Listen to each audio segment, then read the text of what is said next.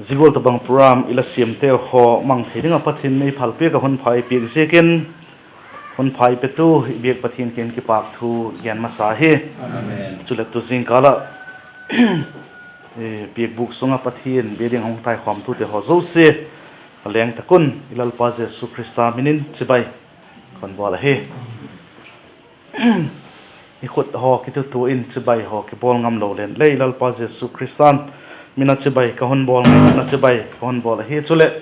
pathinin damna te pian ten jete ho se ka he mangma boina i tu lo na dingin pathin ei pan pi dinga he te hi le tak sang ding a he pathin thu sim khom ding again khom ding hi second pathin kenga pan pina da den pau sap na ni ka pau sa tiu happy na dim kami pole ka belu pa pathin program kala siam te ho kamat ding le phal pe ka lamin lo pi cho hen la ken ki pa thu ka ken wa he program kala siamo zina chun la thu thieng thau gen digin kising sa ka hita ho ke ma gen tu le ngai tha tu ding te ho so silung thim ngai tu na nang man thu na yin lang ke ma gen tu in la thu tak te be cha ka gen do a ngai tha mi pi te ho zo se chun la thu tak cha he bang ta ka he thiam thei ding nang in ei pan pi chin in la pan pi na ka don ki pa ko he kami malu kapoi mo dan tung zui che ton la thu in nang man e holim pi in ti in nang ma holim pi na de tak mai kalal pa de tak mai jesu minin la ken ka hong don wa he amen bible sang jeremiah bung git na chang som ni na hi sim de heno kanoma ape ka chun pek zakole som kole sagina noi a he i bible pek zakole som kole sagina noi a he jeremiah bung git na chang som ni na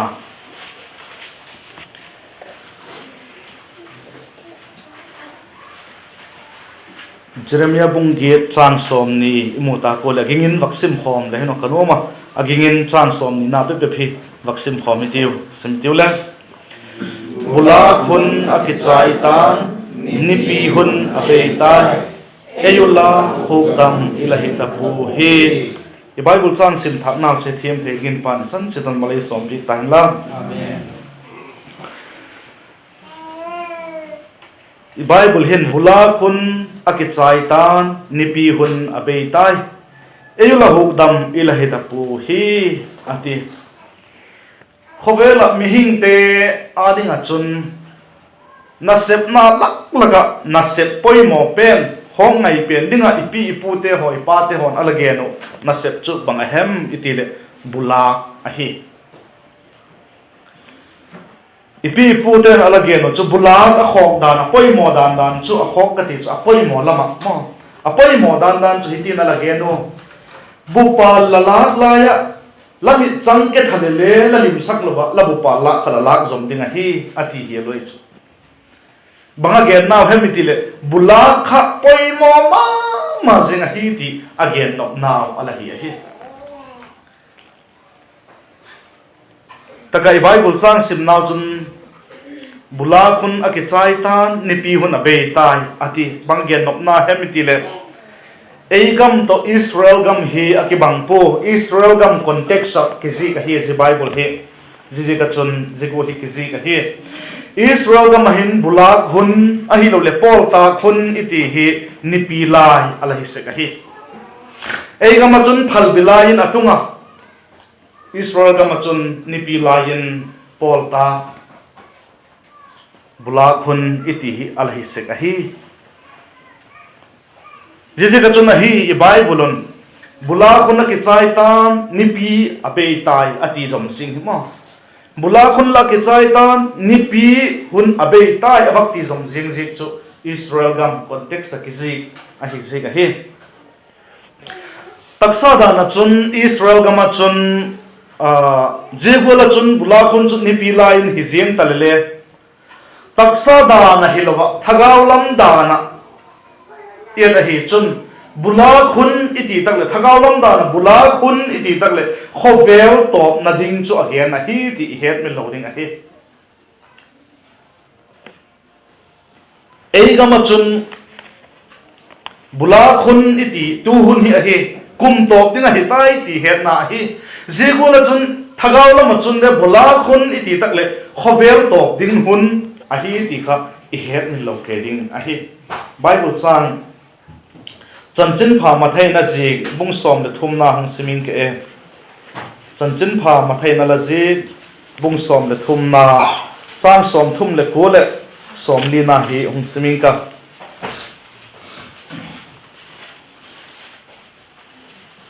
mel ma ala the pa chu diabol ahin bula kun chu khovel top na chu a hi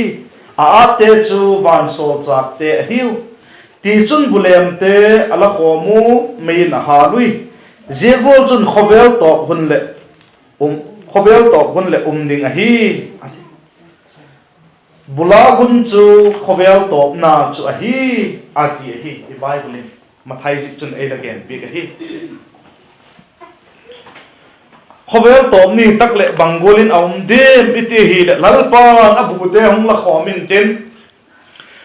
butak le bulem chu hong khen ding a hi ti i he tu a hi tunin atam zo te hin keisang nau pang zo atam zo te hin hello ding la hi wa buwa kilak tak le pholiti chu le hello kit ta di ki zela lo lai chun mun khata ki mun ke ta ken jing thing tang lo tang gam hi jeng le mun khata ki chou chama je ki chou cham na chun ki cho cham na chun phul akite bu ki ate ho aki thak khoma ti chun bu aki hen sa ka hi je pha tak chu le bu atak to alem a hi lo le asi bu si ti to atak te ki hen na dingin bu zap na in sai di ho pon ho mangin aki zap se ka busi te chu aleng manga atak te ho chu akipu bupangin akisunglut ahi bupang kati chu le hello tampi kit mai ti bupang iti tak le buhum koi khom na mo ipa te hon ke hon le thing tan kom lai ka nei se ko lien pi in ti tawang wang hi in ti tawang ti chu ei gam ti len tu infal vela in neu cha ki sa khen kat ho ti hi ma ding ahi bu akisung khom saka tin sanga ho bang akisung khom achungin akigi saka zigol chun butak le bulem khovel top ni tak le ilal pa jesu christan abu hungla khom ni tak le butak to bulem chu hung khending ahi bupang kati ho chu i bible le ama hello le umai thi hi a bible chang siming ke chanchin phalu kana jik bung thum na chang som le sagina siming ka chanchin phalu kana jik bung thum na chang som le sagina chun hitina ki jika a khotin phaza a choya a phola asi zap thiengin bupanga sung khomina asi te chuwang mei mit thei lo chun hal tumina ate phaza ati tak le buzap thienna tulaya mai za iti dia mai lo le fenda na ila siam se gol de ma je gol de chu gen na hi a khutin phaza pa choya a phola asi za thingin tin bupanga sum khomina ati azap thing busi aleng manglo te kha bupanga sum khomina asi te chuwang mai mit theilon hal tumina ati chu pian thang lo te ho chu kum tong mai ni la khal hin tin pian thak te ho bupang choi ta kai mi ti le van gam nom tak mai pathian khom ta ding agian na hi supite tunin zini chuwak tung zeng ta le nang phaza pa azab le leng mang zeng te la ka chon lapang khadem buaki zab le den lo ba leng mang zeng te la ka chon lapang khadem again nom chu pian thak lo van gam tung lo te lak ding a chun lo khadem ti la ma je again na hi chanchin pha ma thai na ji bung sagina chang som le thum pa som le li lam ku isma hi le kitchen tak mai je te ho cho la gen to ba butak le bule hen ding a hi lalpa ti sing koma bule busi za ma te la ka khak the lalpa ti zo se van gam kai jing ding ile mai chu hi mai zen le chu bang tik bakina no ta mai zen dim ka ti se kai hila le zi cho la hilo a hi da I Bible ai la kian a hi ji ka chun phaza ka chun bu ki za na chun nang khoi tak chun lapang khadem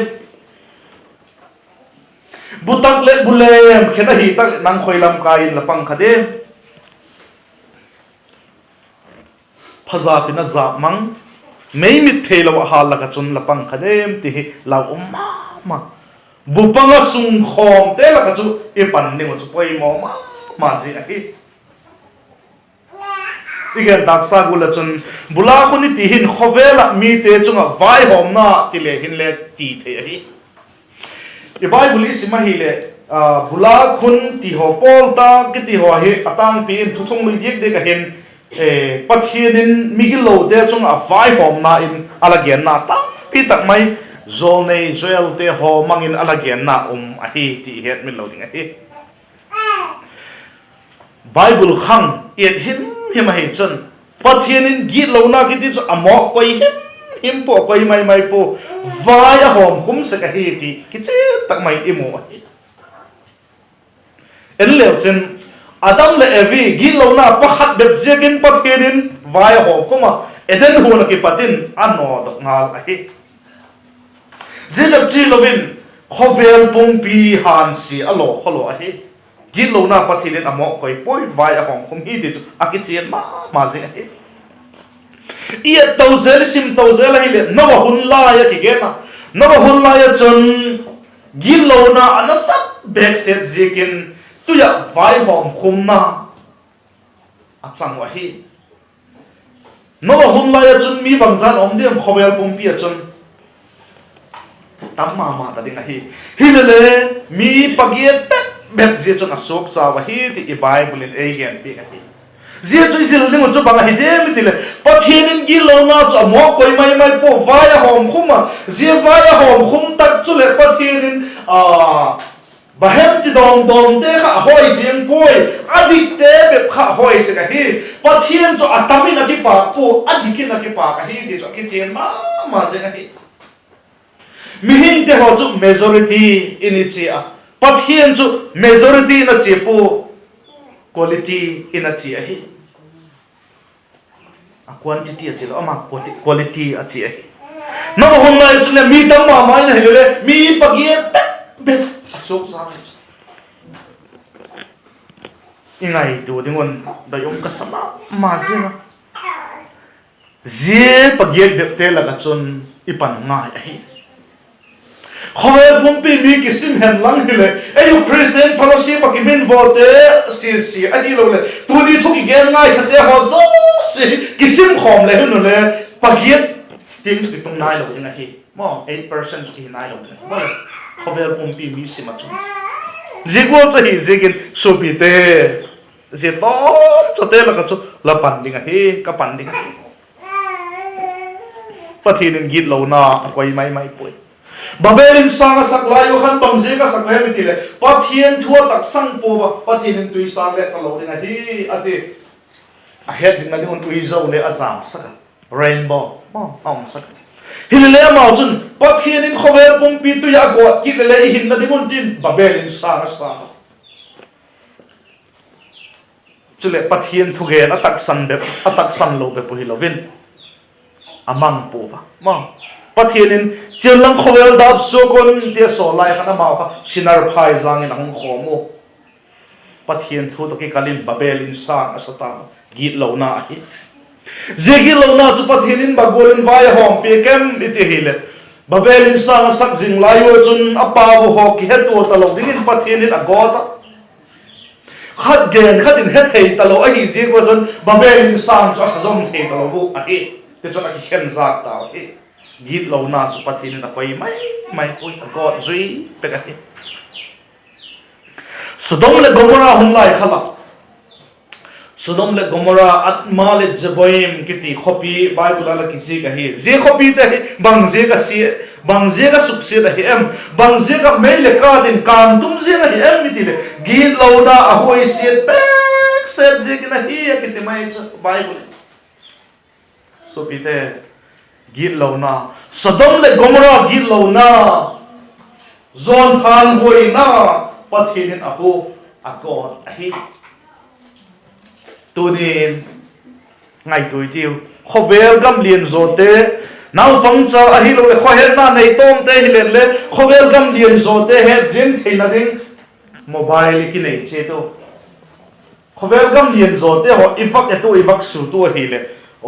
khó về hết chú bắt hiện in vai hòm không đi là chun ghi lâu na chú sang bên tung hi tai bắt hiện in vai hòm không đi là hi tai thì chú hết thì đinh khó bên tai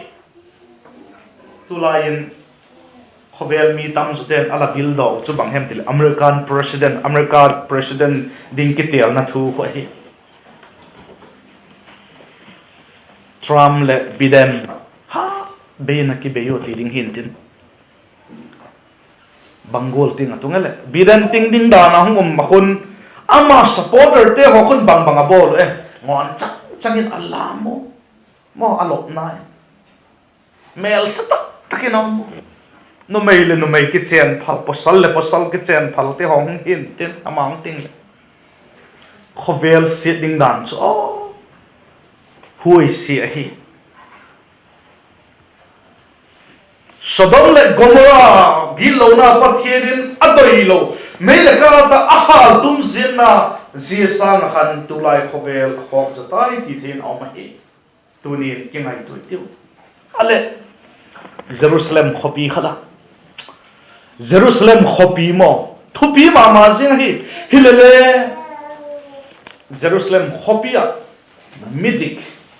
mi pha pakhat jeng le mu dingam lo je ka chon Jerusalem khopi chu succeedin au mai Jeremiah bunga chang khat na is mahil again ai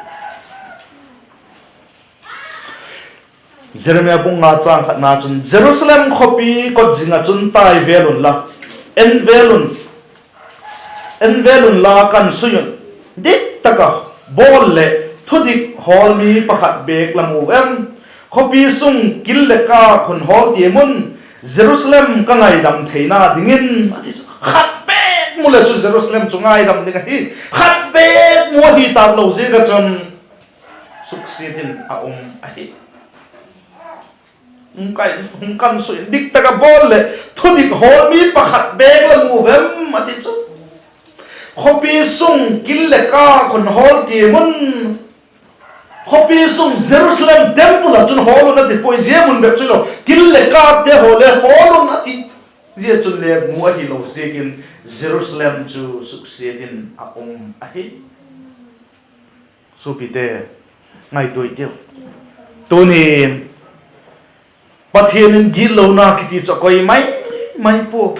ei gam gilo na ei te ho gilo na be gen lo khovelin so te gilo na te ho yen te mo pathianin te koi jing dingin la tak sang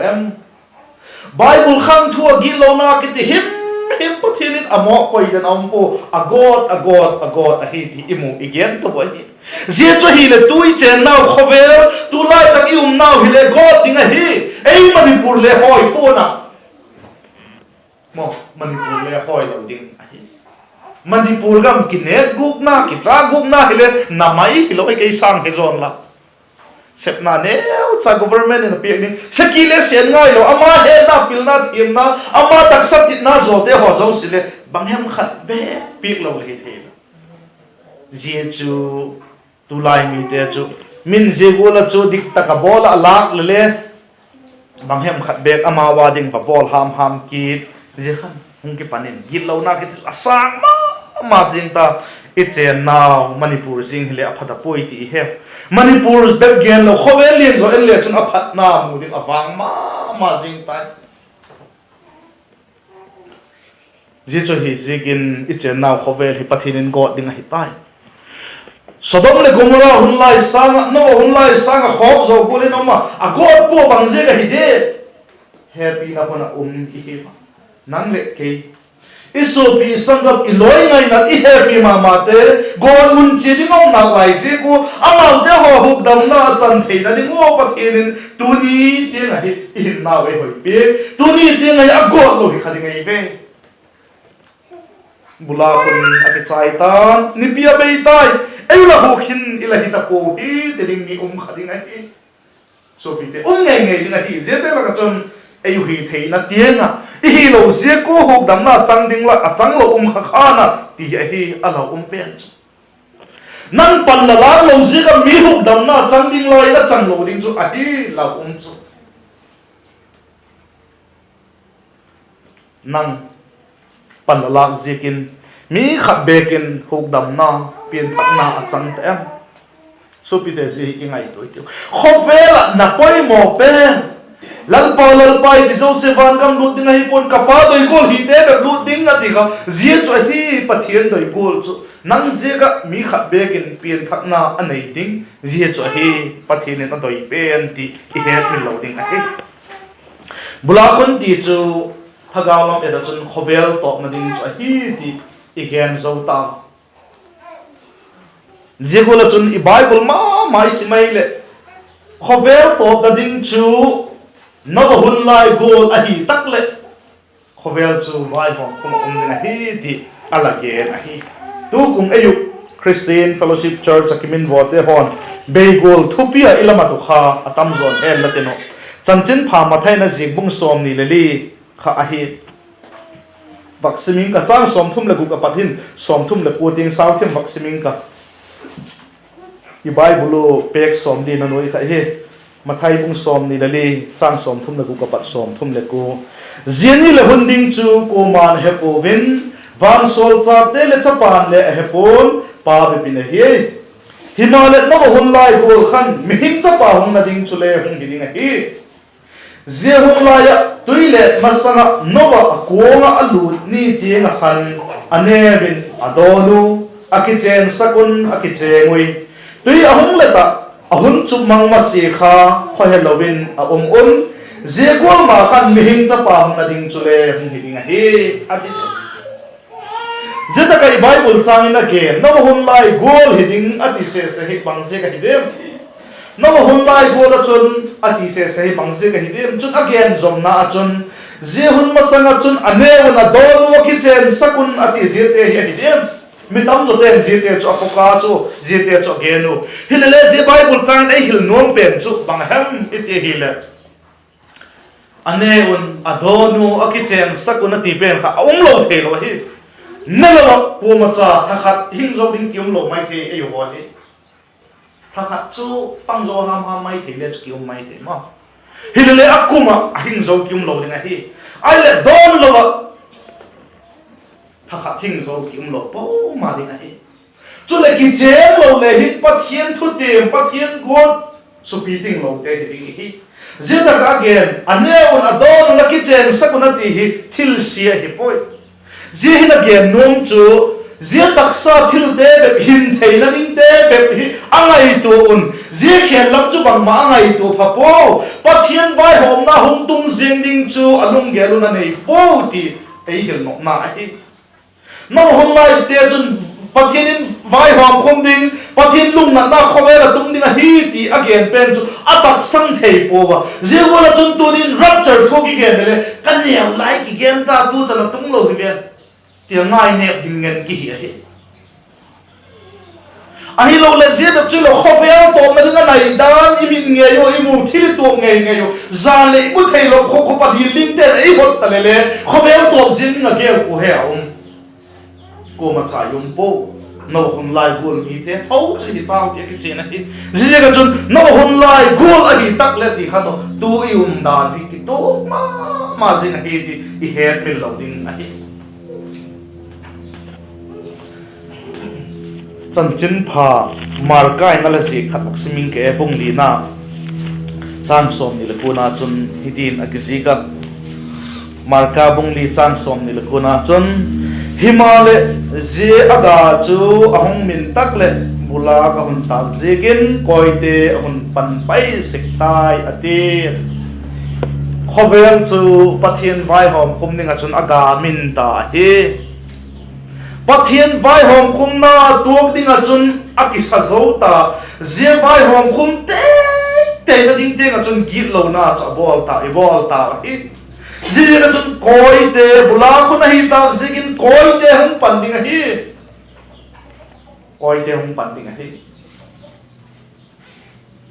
khovel hi git lo na sa bek se ta zigin vai hom khumin hungum ding a hitai atina hi ti het men lo ding a hi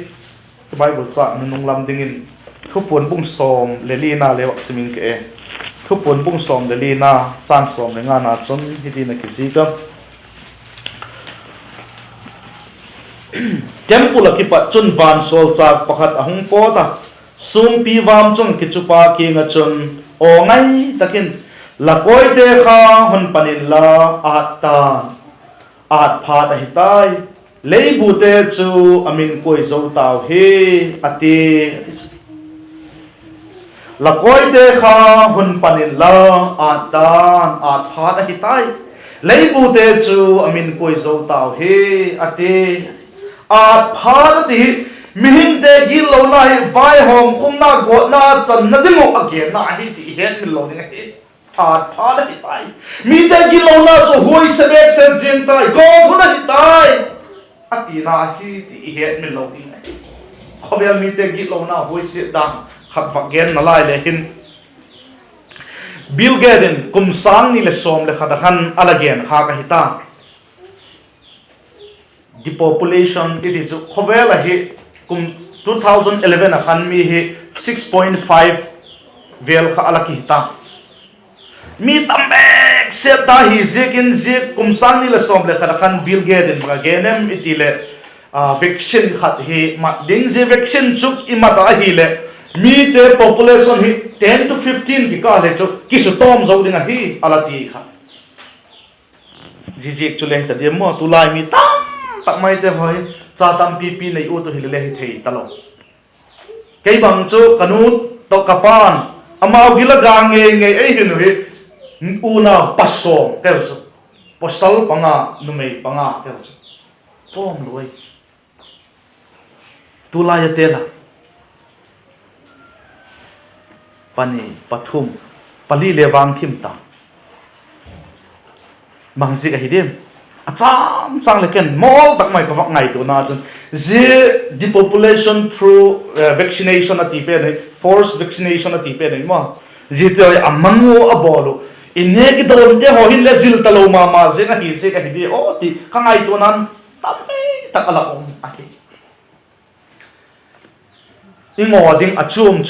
se ka chu hileman aki pat na ta khai la sui khak lo je kule ni mai the ka se kai hi mai the o hi mai the je na chui lo ben zia gen pe ni mi zo sia ka ding a ti pen khamo wa ki thei lo zen bolit ala ki lang ta le kum sang ni le som ni le khat le kum sang ni le som thum ki ka la hi ka ding ti ta ale ze hi tu kum sang ni le som ni a khovel pumpin na ilavu iboi pi covid-19 it coronavirus ti pen hi ji to hung kinai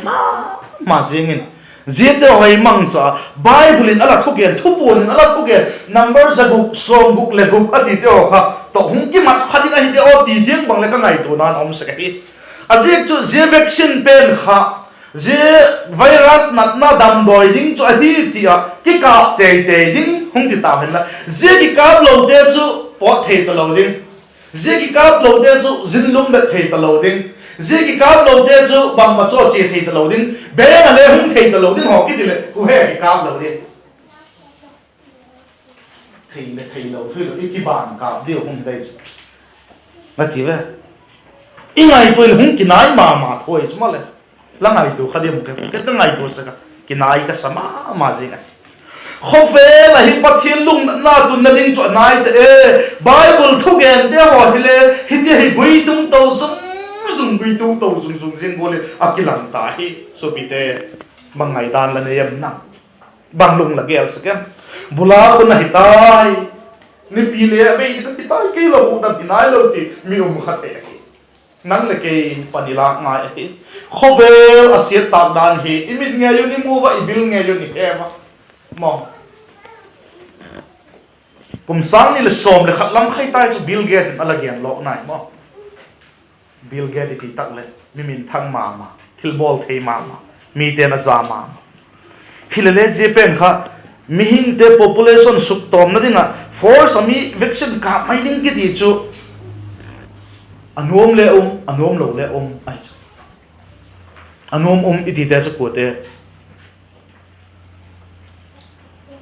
hospital now ne doctor ten now ne thei kit lo dinga bol theo is anuom te mai anuom lo te anuom lo mai mo a bol thei je gola vaccine ki ka be philo doctor ten le bol thei nei je vaccine chu le mat ding 10 to 15% kha kiam zo ding population kha kiam zo ding pung lo ding a hi ti ai chu je dam do cha ma tu le to hen dan again bolin coronavirus dam do ai ti dan de ba jima chak chumanga ki kap ding ti hobang hung ding hi le kilomin a ki gen pat kita khovel chu mi pil rek ta hi sekin thil bol so se kha ki sel go tak thei talo hi sekin he to na zo hi ma ngai doi ti hun nung a hi at phat a hi ta ati khat ming te vai hom phong na ding again na hi leibu te chu amin koi zo ta ati thupu ni simna khat mo leibu te chu amin koi zo ta ati hi le bang again na hi de khovela bu a ding te ho chu lo bu chu amin koi a tha ka chu ilang din za le kila thei lo ai chu ki khel ta bu a ki khel gen nai chu Zikula tu leibu te chu min koi zo ta ati hi le chu lei chung mi te chu god din a ki khel kho ma gi lo na ne tau ti na hi mai chu tunin tui gen te ho mai chu le god din a pathin god na piek din a ki khel mo na hi tau ka ti chu ken le zigol mi te chu mo ngai tu ti ki ngai tu kham ting a hi so pi te tuni thu pi hi bula khon ti a hi taksadani le bula khon a hi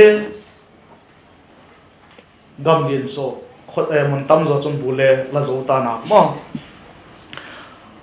taksadana buila tak le busi to butak i khen gola chun lalpa bola tak le butak le bule ong khen nge ding a hi butak te ho chu abu panga van gama bule busi te ho chu kumtu gen medial god mona hal ding pang ding a hi nang hoi jok chun la pang khadi tunin supite ei ma chit ki ngai to hite ei ma bu pang lu ta ding hi le i happy mama i loi ni pa in sum mi inu i pa hoi ta hinong de ngai tu ngai chule gin lo na kiti hi pathinin akoi mai lo hi agot te se hi bible khang thuin again wa hi tulai khovel hi no hun lai sang ma in igilo zata abang hi at phat cho hi ta hi ji ka chon ei ma chit ki ngai to hi pathin hun phai pi ka hi huk dam na le christian hin coding te ho hun che to zalin gen ding goitin ki khop na dang te ho le thei top so in khovel jigol to banga boita pathin min ki pol kom na le dei thei talo hi zikin inei thei hun sung te hoi tam thei pen pang sek dingin iwak ki chela thu gian thak te ho chu pan he thiemu in ho na sek dingin ti san ding chi don malai som pi pan la pa som na ning ka pa som tio happy na dim ka bi ko le ka ru pa pathin gilo na ji ka kum khatum ki hen mei di la ding tong layo le happy mama zinga lu chapa sang khat nei sun lei hun sol pi ga chapa kalal pau jesu christa san zala gilong ngai dam na changa nang ma ki tung ding ala ta do te ka hi tak je kon ki pak ma mai na king ki pak chu ga gen wa he lei bula ko na butak le busi ka khen golon nang man thagaw lama bula la tak le butak le bulem khenin latin atak te bopanga van gama bulle busi te ho chu kum khatung ge hen mei di la god om ding a hi ti ka genu hepa keimau te ho he la chapa kalal pau jesu christa sanale tat na zala bupanga ding te ka hi tau ti ka kitak sangu ahilla ka he piu ka ngai na tu loi la pai pha hi lo le ke lak zenga le busi kum khatung ge hen mei di la god ding khading kom kha gu le nang man e ho limpia jete ho chu ho limpia nang ma ke atun thenin mun hun lem chang sin pi din la pan pina ka pi ko he wana ka pa thin tho tak mai nang man git lo na kiti hi laki pak pi pu a omin la sakpo la god sa ka hi ti la thu zo thei ngai lo patin kasimu gil lo na la mo ko yom pu khovel hun nung a hi tak le rapture nai tak le khovel mi ti hoin no ba hun lai burin ominaw la ti si gula chun ka gamuhin ka zo ta khovel hin zo ta la god na tuk ding a chun ki man ka hitaw ti ki che tak mai na kemu je cho hi jing lain la cha te ho je god na chu tuk lo ding ai pui ding la hi ti ke hewa je chu ka chan thi na dingun nangin kamimal che to e holim pi zinga ka christian hin ko te ka gin na te ke mau ken chen thak thein ei pan pi chin la pan bina ka ron gi ko he he pa tu sing kala se ta khong tai khom te ho tu lai khovel mi te ho na again lo ki kai son jing thei tam tak mai again te ho la to pata nangma la thili theina e veng bit de nangma ven bit na ka don ki ko he kahin ko na lai dinga nangman le bot pi ting atam thei pen nangma min lo pin na mang thei dingin go ta ding te ho dama theina dingo mat cha nangma e mang cha in ti en nangma mat cha dingin kalal pari tak mai je suminin na ken ka hong don he amen chan son hong yan ki pa ke